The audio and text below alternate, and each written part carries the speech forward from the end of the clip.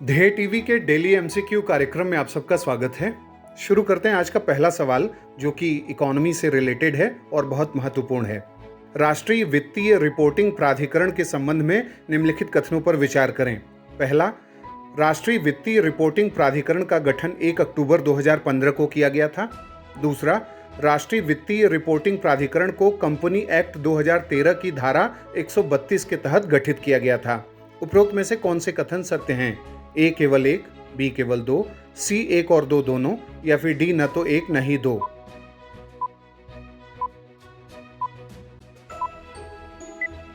इसका उत्तर है बी। व्याख्या देखते हैं। हाल ही में राष्ट्रीय वित्तीय रिपोर्टिंग प्राधिकरण सुर्खियों में रहा, क्योंकि इस महत्वपूर्ण प्राधिकरण ने Messrs Subramaniam Bengali and associates, जो वित्त वर्ष 2016-17 के दौरान ट्राइलॉजिक डिजिटल मीडिया लिमिटेड के सांविधिक लेखा परीक्षा के लिए सहयोगी साझेदार था, के खिलाफ कार्यवाही की है। एनएफआरए ने इसके लिए सीए राजीव बंगाली द्वारा व्यावसायिक कदाचार के संबंध में कंपनी अधिनियम 2013 की धारा 132 के सब क्लॉज 4 के तहत आदेश जारी किया है। एनएफआरए ने उन्हें 5 लाख रुपए का जुर्माना लगाने के अलावा किसी भी कंपनी या निकाय कॉरपोरेट के सांविधिक लेखा परीक्षक और आंतरिक लेखा परीक्षक के रूप में नियुक्ति को 5 साल के लिए प्रतिबंधित कर दिया है। गौरतलब है कि राष्ट्रीय वित्तीय रिपोर्टिंग प्राधिकरण का गठन 1 अक्टूबर 2018 को किया गया था, न कि 2015 में। राष्ट्रीय वित्तीय रिपोर्टिंग प्राधिकरण को कंपनी एक्ट 2013 की धारा 132 के तहत गठित किया गया था। ये स्टेटमेंट बिल्कुल सही है। अब देखते हैं दूसरा सवाल। इंटरनेशनल वाटर एसोसिएशन का वर्ल्ड वाटर कांग्रेस 2022 कहां आयोजित किया गया? आपके ऑप्शंस हैं ए स्टॉकहोम, बी कोपेनहेगन, सी ओस्लो, या फिर डी हेलसिंकी।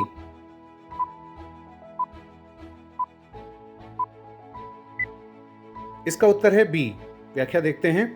हाल ही में भारत और डेनमार्क के मंत्रियों ने कोपेनहेगन यानी डेनमार्क में इंटरनेशनल वाटर एसोसिएशन के वर्ल्ड वाटर कांग्रेस 2022 में भारत में शहरी अपशिष्ट जल परिदृश्य पर प्रकाश डालते हुए एक व्हाइट पेपर यानी श्वेत पत्र जारी किया है।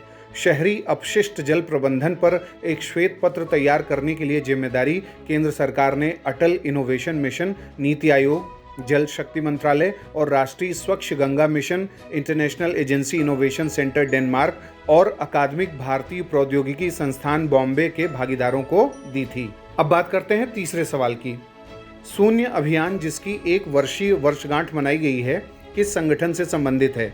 आपके ऑप्शंस हैं ए एपिडा, बी सीएसीपी, सी नीति आयोग, या फिर डी फिक्की।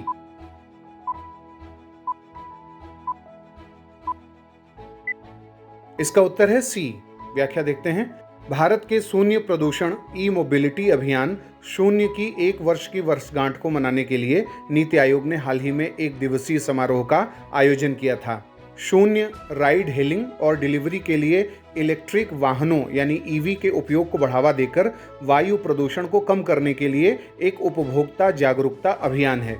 इस अभियान में 130 उद्योग भागीदार हैं, जिनमें राइड हेलिंग, डिलीवरी और ईवी उद्योग शामिल हैं। अब बात करते हैं चौथे सवाल की। ई बाल निदान पोर्टल के संबंध में निम्नलिखित कथनों पर विचार करें। पहला, बाल अधिकारों के उल्लंघन के खिलाफ शिकायतों के निवारण के लिए ऑनलाइन पोर्टल ई बाल निदान को नया रूप दिया गया है। दूसरा, इस पोर्टल को राष्ट्रीय बाल अधिकार संरक्षण आयोग द्वारा विकसित किया गया है। उपरोक्त में से कौन से कथन सत्य हैं? ए केवल एक, बी केवल दो, सी एक और दो दोनों, या फिर डी न तो एक न ही दो।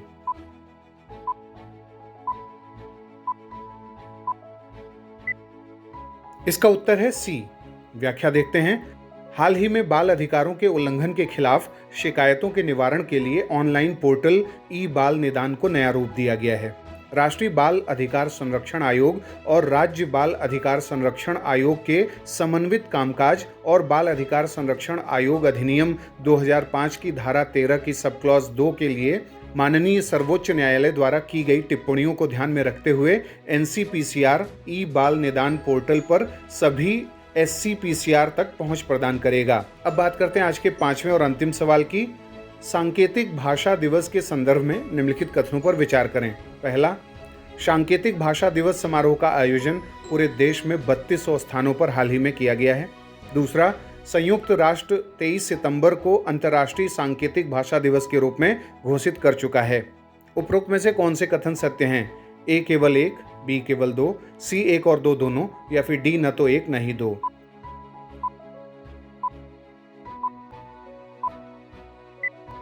इसका उत्तर है सी, यानी दोनों कथन सत्य हैं। व्याख्या देखते हैं। भारत सरकार के सामाजिक न्याय और अधिकारिता मंत्रालय के दिव्यांगजन सशक्तिकरण विभाग के अंतर्गत आने वाला एक स्वायत्त निकाय भारतीय सांकेतिक भाषा अनुसंधान और प्रशिक्षण केंद्र ने 23 सितंबर 2022 को आज़ादी का अमृत महोत्सव के भाग के रूप में इंडिया इंटरनेशनल सेंटर के सीडी देशमुख ऑडिटोरियम नई दिल्ली में सांकेतिक भाषा दिवस 2022 समारोह का आयोजन किया।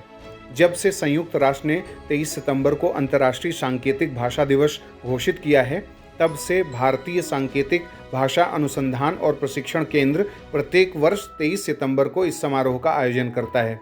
इस वर्ष गृह मंत्री की अध्यक्षता में हुई राष्ट्रीय कार्यान्वयन समिति की बैठक में अन्य बातों के साथ साथ सामाजिक न्याय और अधिकारिता मंत्रालय यानी दिव्यांगजन सशक्तिकरण विभाग द्वारा 23 सितंबर 2022 को आयोजित सांकेतिक भाषा दिवस कार्यक्रम को आज़ादी का अमृत महोत्सव के अंतर्गत मनाने की मंजूरी प्रदान की गई थी।